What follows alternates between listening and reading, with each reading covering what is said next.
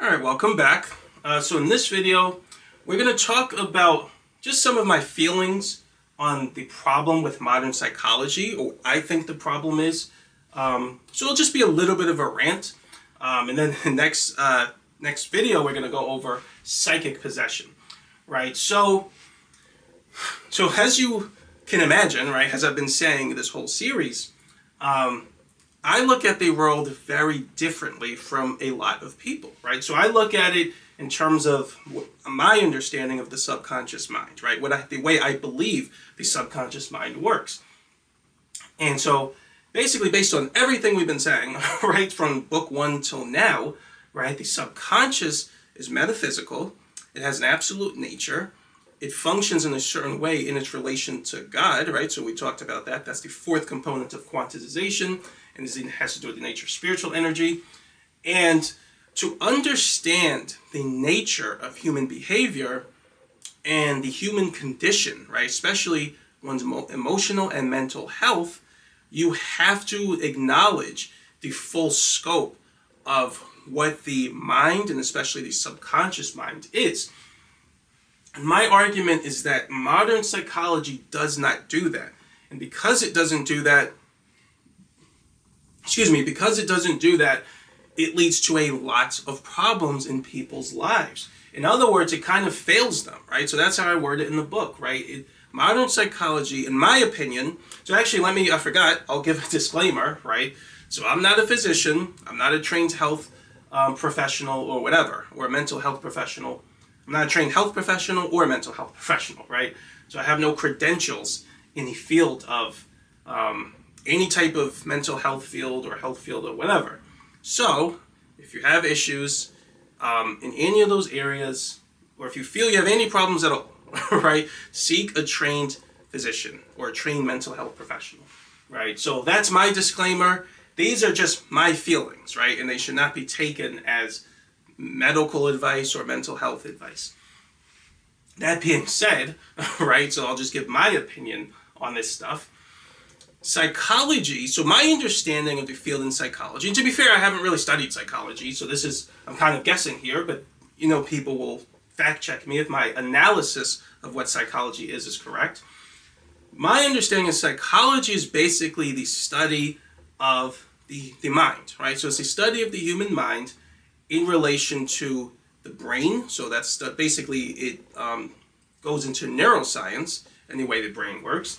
And then it just ties into also certain aspects of the mind that are difficult to study through the brain, right? Which is basically due to the fact that it's supernatural. And of course, there's going to be aspects to it that extend beyond what the brain is doing, right? But I don't know if they would word it that way, right? They would just say there are aspects of the mind that cannot realistically be studied by focusing on what the brain does, presumably because we don't have enough information about the brain. Is how they probably would word it. But it's basically the study of the mind and behaviors and tendencies of the mind and things like that. And it's generally used, or the information from psychology is generally used, not just to understand human behavior, but it is used or to solve, it's not just used to understand human behavior, but it's also used to help to solve certain mental health problems, right?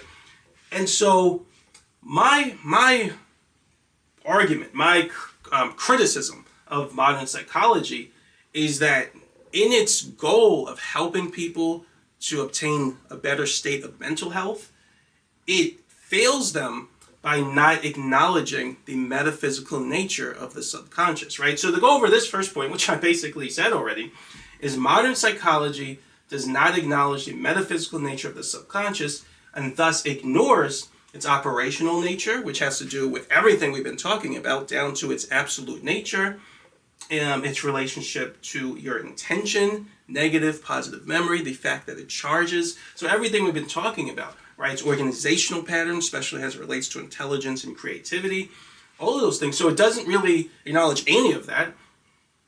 It doesn't acknowledge the need for God and the effect of sin and negative entities, right? So that is a huge, huge problem, right? There is no way you're realistically going to be able to really help a person to really overcome these problems by not, at least you're not going to do it in the most direct way, right? The most efficient way, but not by not acknowledging these things. It makes absolutely no sense. So now me, I think of these things all the time, right? I don't even really think about it on a conscious level, right? It's just kind of, when I'm making these videos sometimes, like I think I mentioned it before, there are things that are so baked into my way of thinking that I forget to even mention it, because it's like in my mind, it's almost like it goes without saying.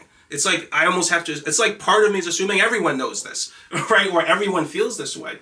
Because for me, just basically for me, when I'm trying to understand human behavior, I basically assume certain things to be true, right? Certain parameters.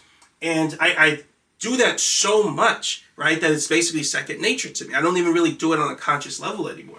So I have to remind myself to talk about certain things in these videos, and some things I do forget. But you can imagine how it is for me when I see people go to psychologists or therapists and they try to help them to sort of overcome certain mental issues, right? They don't acknowledge this stuff. It's like I can't tell you how many people that I've read about online, and even some people in real life that I know who have gone to a therapist or a psychologist, and I'm like, I always ask them, I'm like, well, not the people online, but people in life. But the people online basically say the same thing. I always ask them, did it really help, like going to the therapist? They're usually like, nah. I'm like, exactly. Like, I already know that's going to happen. And a lot of times the people online, when they talk about their therapy sessions, they say how it barely helped them. It helps a little bit, but just barely, right? And there's a reason for that, right? Because psychology only looks at one aspect of the... Well, to be fair, it looks at two, but there's more than that, right? Well, really, mostly, primarily looks at one. I'll word it that way. So it looks at one aspect of the nature of the human condition as it relates to mental health, right? So basically, we could say that mental health is primarily, you can attribute it primarily to the state of your subconscious mind, right? Because the conscious mind can make certain decisions that can impact your mental health, but it takes time, right, for them to be highly consequential because your subconscious has to charge. So, mental health is primarily related to the state of your subconscious mind. Excuse me. Now, the state of the subconscious is primarily determined by your body and by your conscious mind, right? So your intention. So we talked about that. Psychologists don't really acknowledge what they're searching for in terms of mental health is the state of the subconscious. And if they were doing it properly, they would look at what things determine the state of the subconscious, right? It's your intention. It was your body. It also can be negative entities if they have latched onto you. In that case, you have a subconscious infection, right? And ultimately, it's your relationship with God, right? Those are what really matter in terms of your mental health. Like if someone came to me, I'm not a trained medical health professional, but let's just say for whatever reason someone came to me, the first thing I would try to analyze is the state of their subconscious. I would start asking them questions to try to get a sense of their pattern of intention. I would definitely ask them, what is your relationship with God?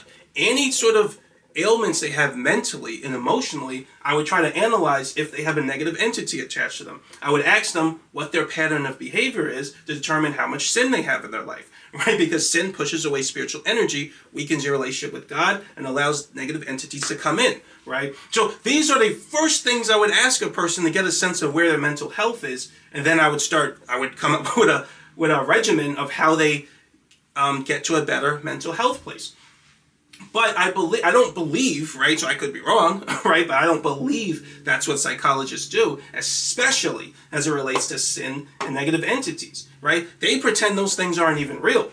So for psychologists, they will ask them about patterns of behaviors and things like that, but primarily they're going to try to they're going to do two things. This is my understanding, and I could be wrong, right? So I don't know any psychologists. I haven't really studied their approach. I've seen articles about it. My understanding is a psychologist would generally, or a therapist, would generally ask them about, what they think. Basically, they would try to understand their pattern of thinking and their pattern of behaviors, and they would try to analyze if there's something going on in their brain, some neurological imbalance or something like that.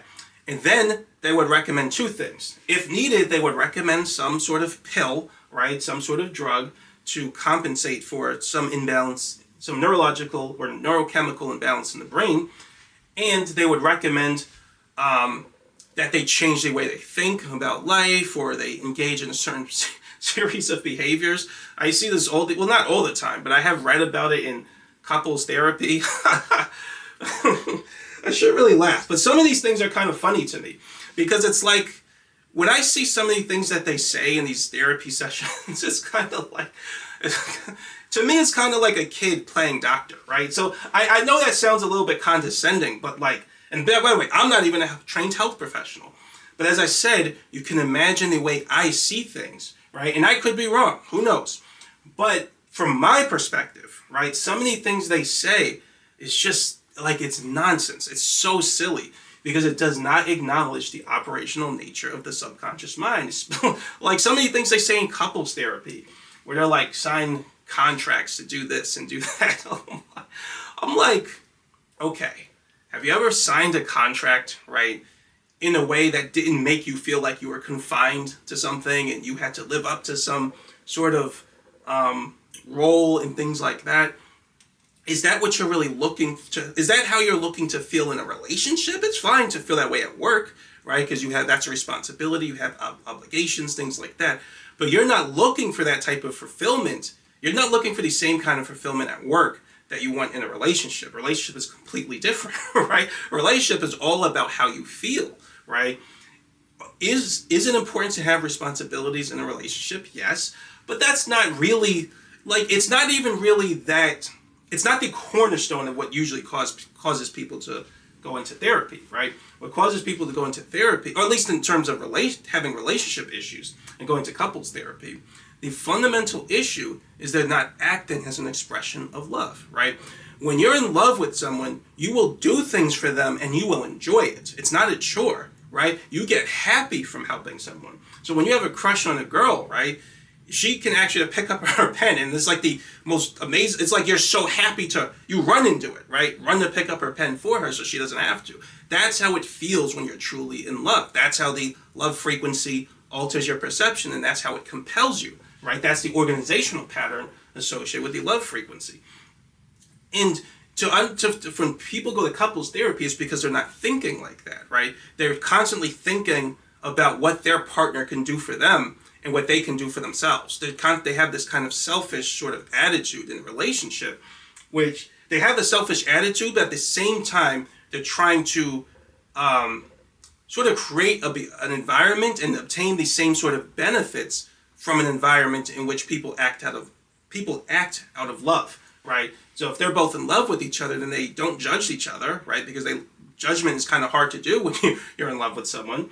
You don't really judge them in the way we normally use the word. You just adore them. You think they're amazing, and pretty much everything they do is amazing, right? And when you're properly charged up with the love frequency, if two people are charged up with the love frequency, they both want to help each other. And that's a positive frequency. That's a frequency that's aligned with the Spirit of God. That's a frequency you can charge at the same time you're charging spiritual energy. It totally works when both partners are doing it the right way, in a way aligned with God's Spirit, right? Now that was a little bit of a rant, but that's just an example. That's just one of the examples I'm talking about, right? I see it all the time or I read about it, right? Where therapists or psychologists, they'll just say something that just makes no sense from the perspective of the subconscious mind, especially as it relates to its absolute nature. They keep thinking, in fact, they actually do what I talked about in chapter 12, right? In book 1, they engage in subconscious dissonance, right?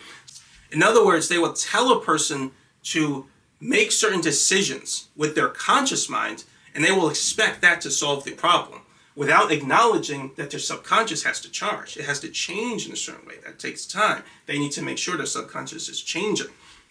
So they try to solve subconscious-minded problems in terms of conscious-minded thinking, right? And it always leads to issues, constantly causes the person to might not say have more problems, a lot of times that happens too, but it causes the person to not solve their problems in the most efficient way. There's a lot of wasted effort if they really solve any problems at all, right? And so, it's just, I see this all the time, and I think that is one of the great failures of modern psychology.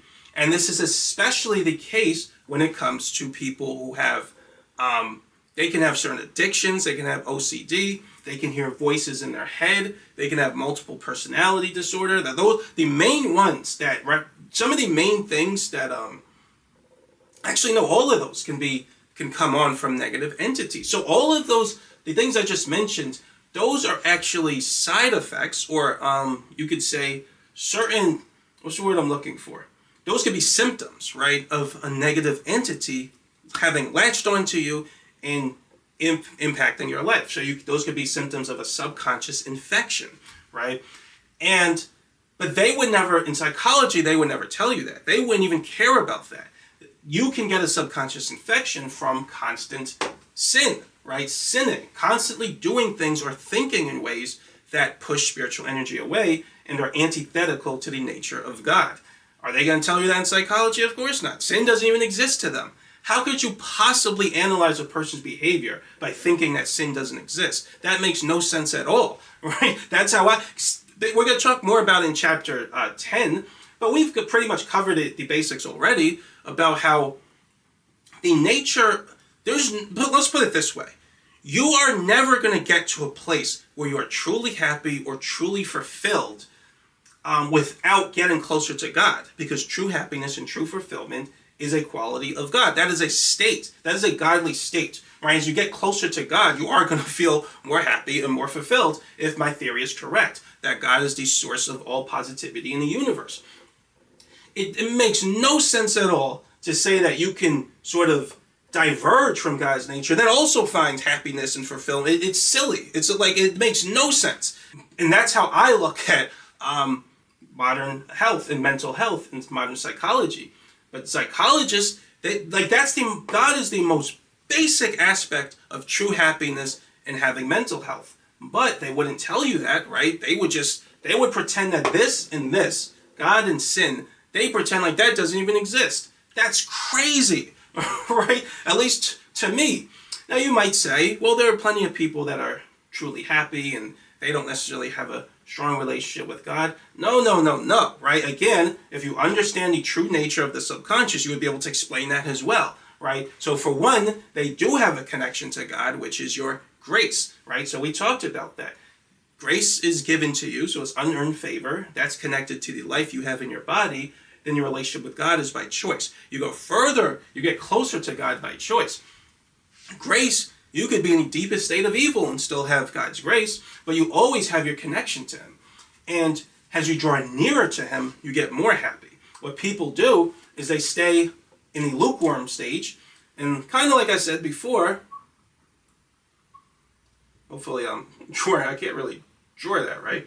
But what I mean by the symbol is they will have this, be in a state like this, where they have a good chunk of spiritual energy. They'll engage in sin. They go here. Their spiritual energy drops here from all their sin. And then they'll stop the sin after a while. So that could be doing drugs, drinking alcohol a lot, going out, maybe cheating on someone, watching pornography or adult titles. When they can do it to a certain amount. And then when they sin enough, they get depressed, right? Because they lost a lot of spiritual energy. They'll get very depressed or addicted or experience some negative symptoms. Right? And then what happens is they'll stop for a while or slow it down. They start to focus on more happy things, more positive things. And then they gain more spiritual energy. They get back up here again. And then what do? They do it again. And so they just keep repeating the cycle, right? People aren't truly happy in the way that they could be. Let's put it that way.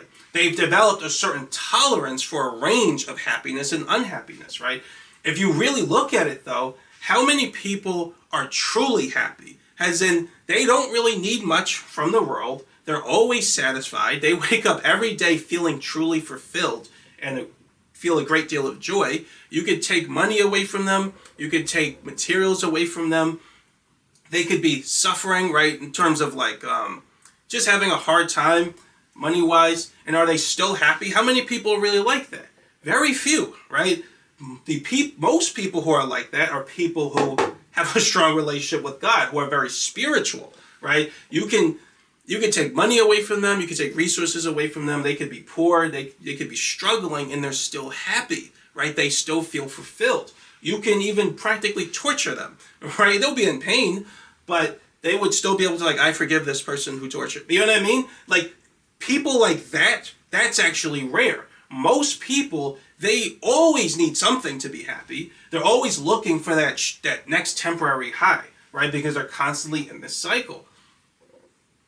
Modern psychology doesn't even seek true happiness, right? Because it never finds it, right? It's not even a goal to try to help a person to obtain true lasting happiness, where it's like you can take everything away from them and they're still happy, right? That's not a goal at all in psychology, because it's so rare. Psychology does not have the tools to help a person even find that state. So they don't even, it's like not even, it's like a mythological state of mind. But that state of mind is possible through your relationship with God. If you actually have the proper tools and understanding of how this stuff works, then that doesn't need to be a mythological state. So basically, that's just what I wanted to sort of get out, is that modern psychology, from my perspective, is very, very incomplete, right? And it doesn't really help people the way that it could. And to go to this next point, when I was coming up with these ideas, this was years ago, I basically was wondering something. I was like, because when I came to God and I started charging spiritual energy, actually even before that, it was like about 10 years ago from now, when I had made that prayer to God that I told you guys about.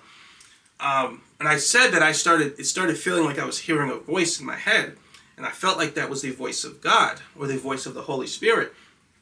And again, it happened again when I started charging spiritual energy, and when I turned away from sin, right? So when I started to enter a state of repentance and I stopped sinning, it's like I can hear that voice again every time I drew nearer to God.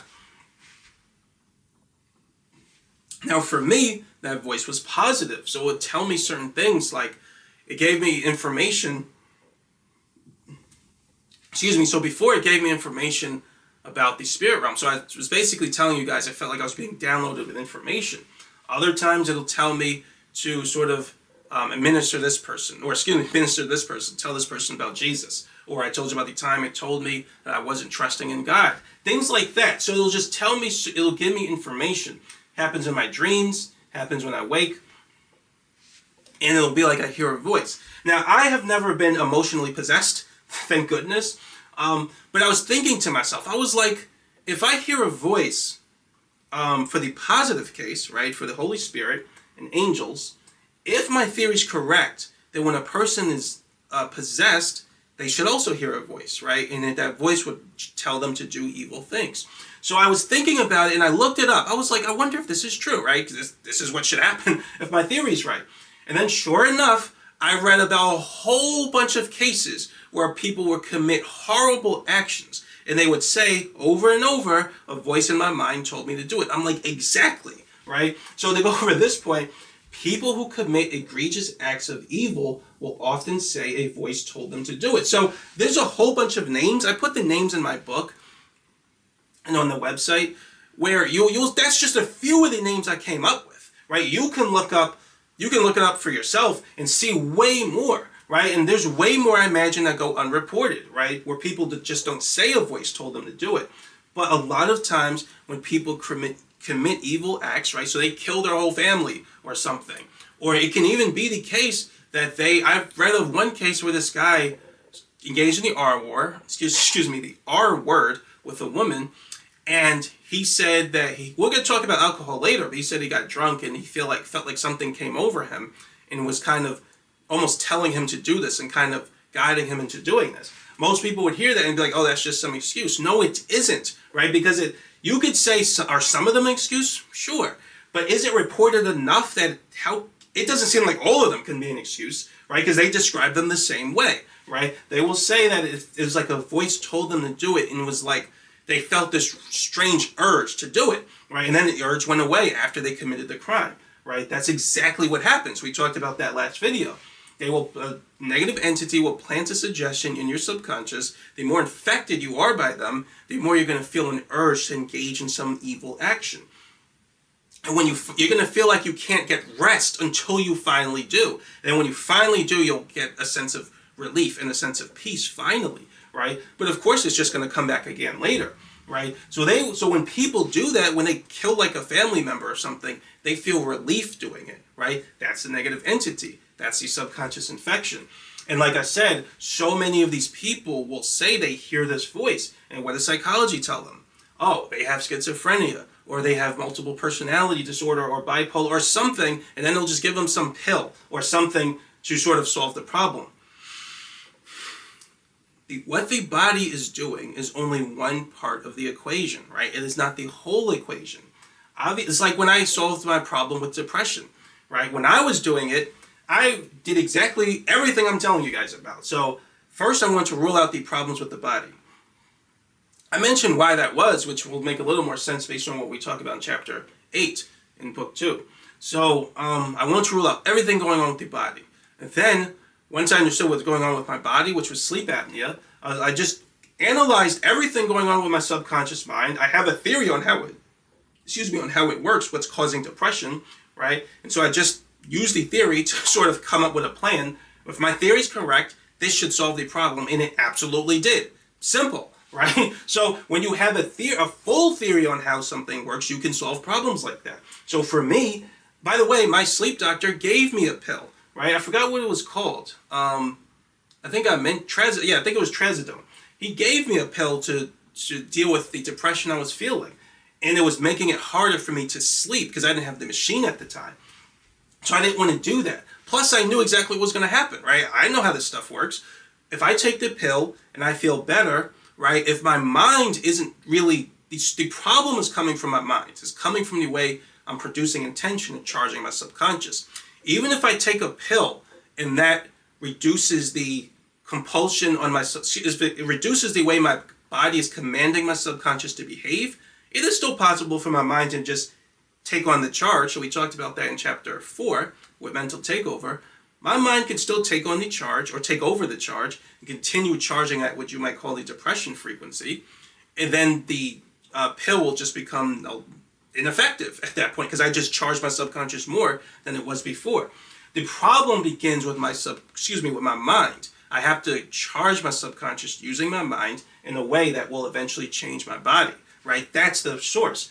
I can change my body all day and all night, right? If my mind keeps charging, it's going to make no difference, right? But if my mind keeps charging a certain way, my body will just change. If I take a pill, it doesn't matter. My body will just change because I didn't change the way I thought. And that didn't prevent my subconscious from charging in a specific way.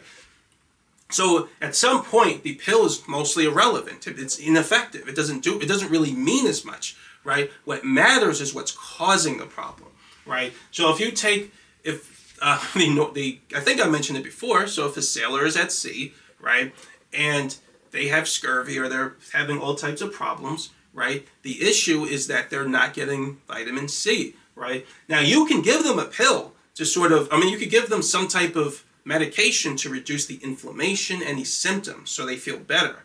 But that's not going to solve the problem. They're just going to die eventually, right? If you don't give them the body what it actually needs, right? Which is in that case, in the case of scurvy is vitamin C. Same thing with the issue here, right? So if you have all these symptoms of, if you have this voice in your mind telling you to hurt people, telling you to kill and do this and that, you can give a person a pill, right? And that'll affect the brain in a way where you don't hear that voice as much, but that didn't solve the problem. What was what was the cause of that problem? The way you're thinking, right? You engaging in some type of sinful behavior that causes negative entity to latch onto you, and now it's planting suggestions in your subconscious mind. The key to getting rid of that is to change the way you think, and which is going to be tough because now you have to change the way you think, even though your subconscious is compelling you to think in a highly negative and evil way, right? And the best way to do that is to go back to God, right?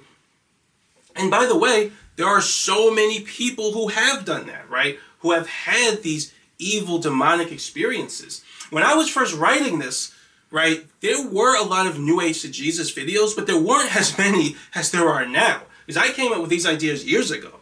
And there are so many of them now, right? So it even counts as, you can even count it as objective scientific data, right? The science shows, right, there's enough, and like I was saying before, this is semi-empirical data, there are enough videos and reports out there of people saying how they got better and they overcame depression, addiction, alcohol, all types of things. When they were having demonic experiences, when they felt like a voice was telling them to do something, or they would have nightmares. We're going to talk about the connection between negative entities and dreams later. They had all those things and they went away, right? Including sleep paralysis. These things went away when they came to Jesus Christ, right? That is science, right? That happens in enough situations that it establishes an objective trend, right? In semi-empirical data. The science shows that Jesus Christ is good for your mental health. Now, do psychologists accept that as science? No. Despite how many times it happens, it's still not scientific. Why? That is absolutely scientific. That's what it means to be scientific, right? To accept, at least for semi-empirical data, to see a trend in reporting data. Once you have a theory, you have a theory, that theory is able to make predictions and it matches up with the experiences, with your experience and experiences of others, then that's a strong theory. That's a strong theory which you can say you know something relative to. So many people will report how good they feel as a result of their relationship with Jesus, how much this void in their heart has gone away, and how much these voices go away and things like that, that it would be fundamentally anti-scientific to not acknowledge that there's something there that you must be missing if you're trying to understand people's mental health without acknowledging that component of it. And this is what I'm talking about. Modern psychology, it basically is fundamentally rooted in materialism, right? So atheism. I think I've shown how that atheism is fundamentally anti-scientific. Same thing here.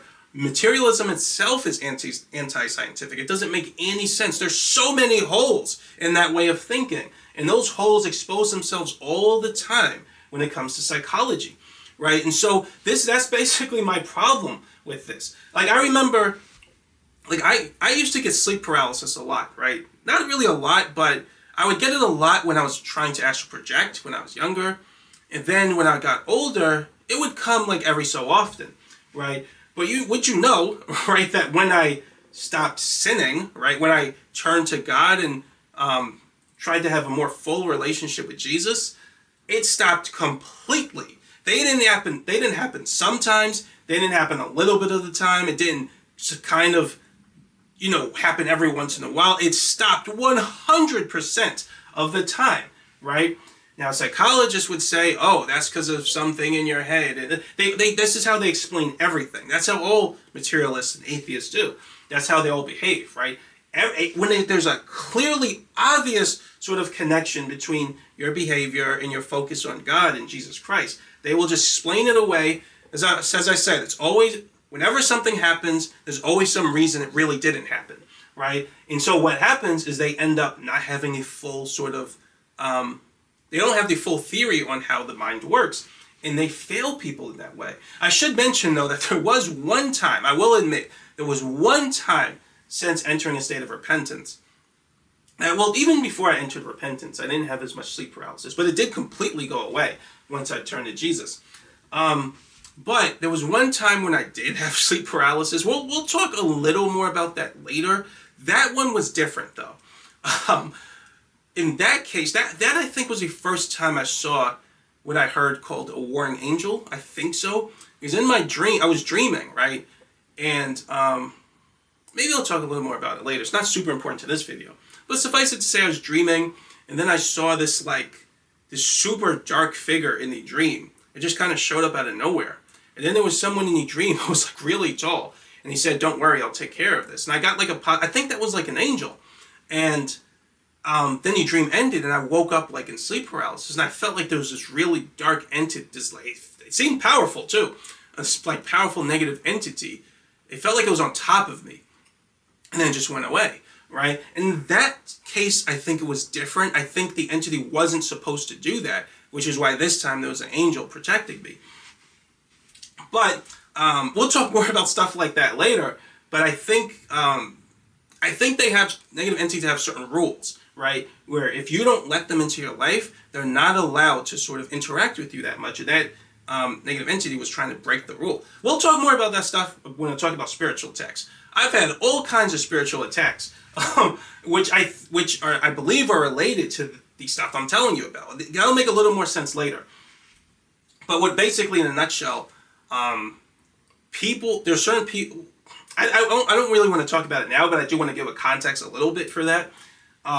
Basically, when you're trying to come to Jesus, or if you have the ability to tell other people about Jesus, or you plan to, then you get more spiritual attacks because they don't want you to come to Jesus. That's the main thing they're trying to avoid. So I've experienced all kinds of spiritual attacks in relation to that. But like I said, I'll talk more about that later.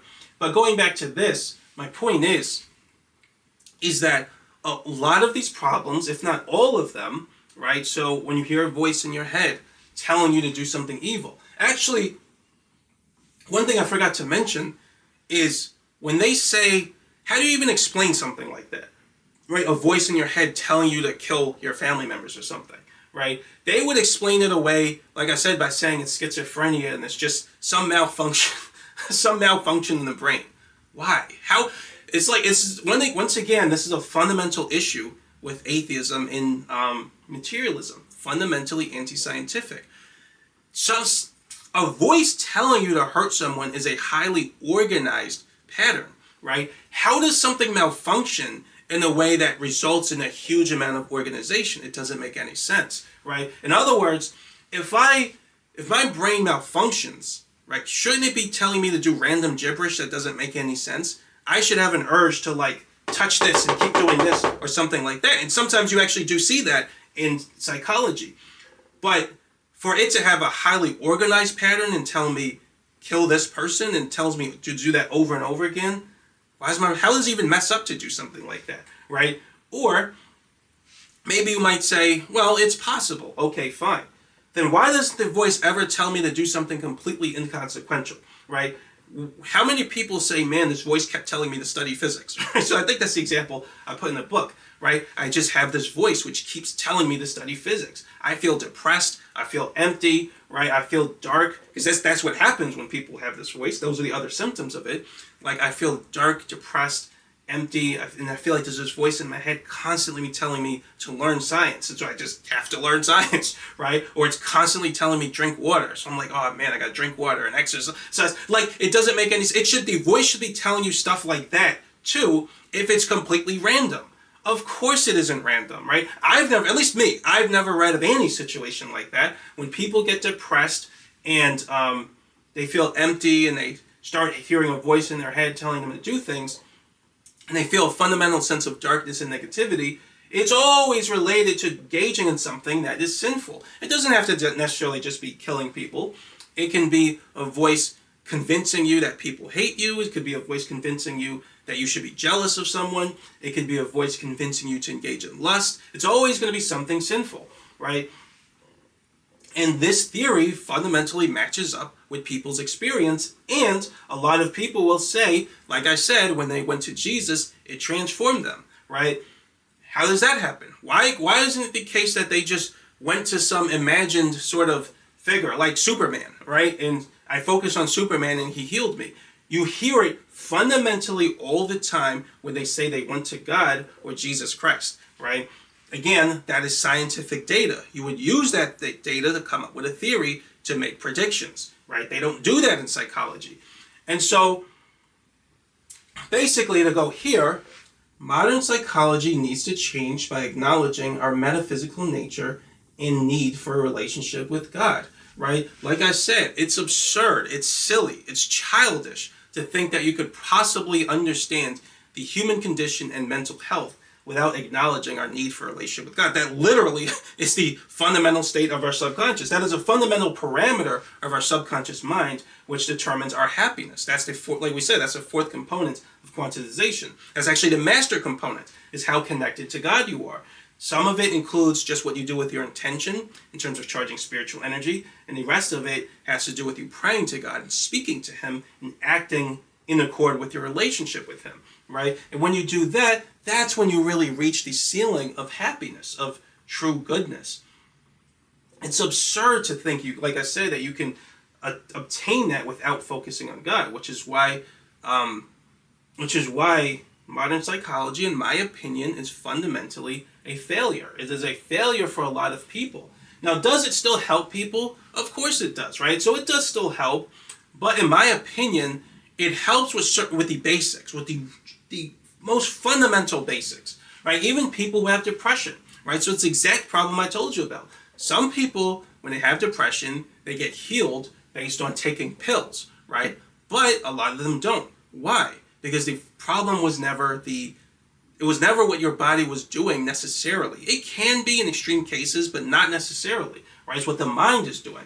Because the body will change in response to a prolonged subconscious charge, which the prolonged charge is coming from the mind, right? If a person takes a pill to reduce the degree to which their subconscious is charging, reduce the degree to which their body is charging the subconscious to be depressed, that frees up the mind a little bit, because now the subconscious isn't compelling the mind as much to produce intentions that charge the depression more.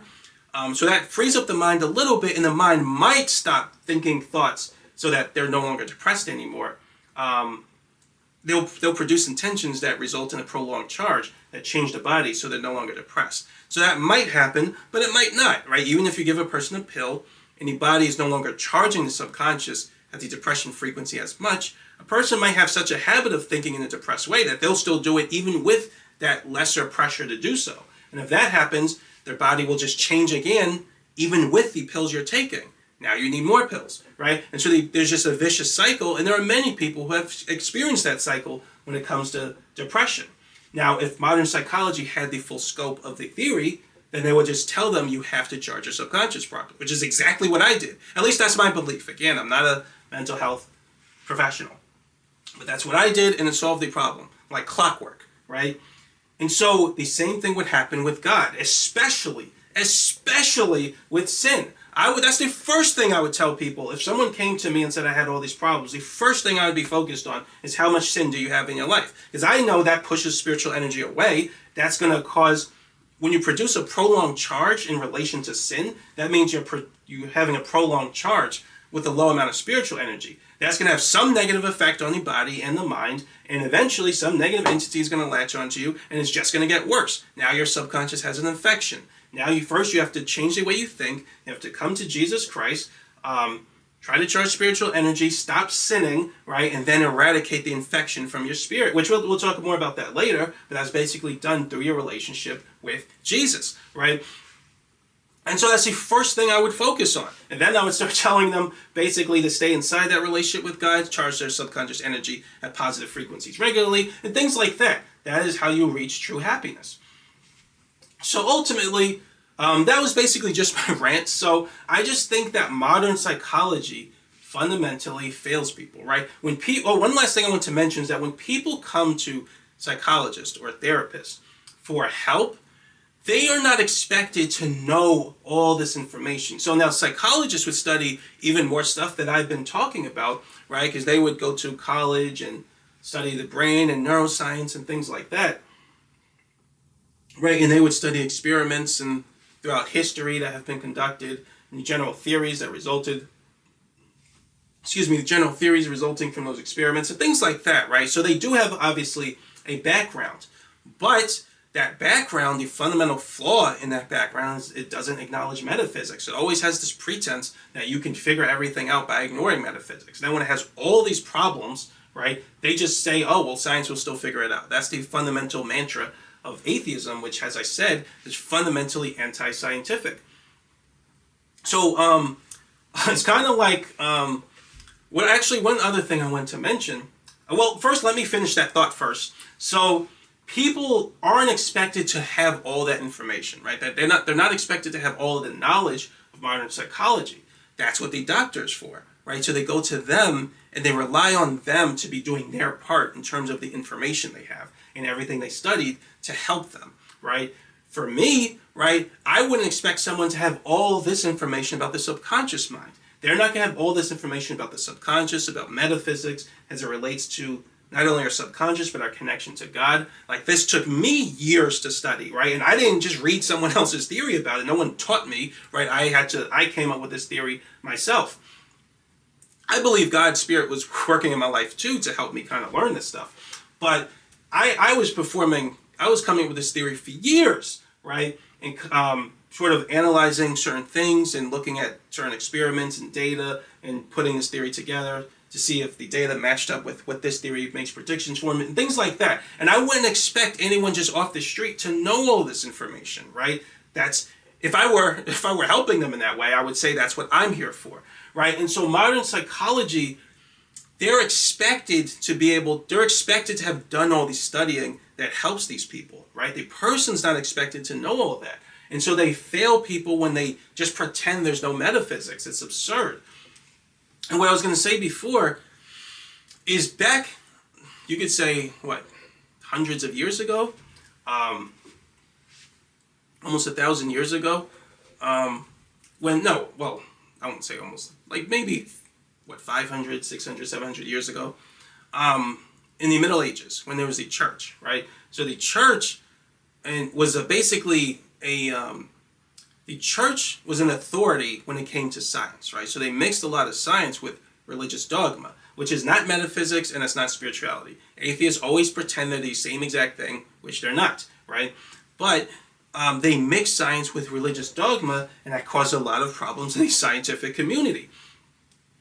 But now I feel like it's the reverse, right? Because there were so many successes in moving away from religion, what scientists now do is they now try to pretend there's no metaphysics and no spirituality, and now it's causing all types of problems with what I was saying before. The things that are now left after science has ruled out all this stuff, that all the phenomena that were observed that didn't belong to spirituality or metaphysics or could be explained without focusing on them, there still was a whole bunch of stuff left. So it was like a filter. Everything left now is the stuff that you probably need metaphysics to explain. Not everything in terms of physics, but everything in terms of what I was talking about, supernatural phenomena, which has to do with a person's mind and mental health, right? But still, they're like, no, that stuff doesn't exist, and they try to explain it in terms of physics. Now you're the one who's causing problems, right? Now your sort of religious belief and your faith in materialism is now causing problems because it's preventing people from obtaining the highest state of the human condition, right? So they're not when the highest state of the human condition in terms of science would have to do with technology and things like that, but in this case it has to do with mental health, right? And that has to do with mental health and society, right? Our sociological sort of needs, right? Because society as a whole will act in a certain way when everyone has a relationship with God, which we're going to talk a little more about that in chapter 10. But when you just presume there's no metaphysics and you have this faith, right, this anti-scientific faith in materialism, that causes problems for everyone, right? Just because you think a demonic entity doesn't exist doesn't mean it doesn't exist, right? If you imagine if a person is like, oh, there's no such things as bacteria because I can't see them, right? And then these are the doctors in your society, right? Your society is going to suffer terribly, right? So you have the same problem today. The atheists or the scientists will say, oh, there's no God because I can't see him. Why do you have to see him for it to even exist? Why is that a necessary condition for existence? Like I said, they never answer that question.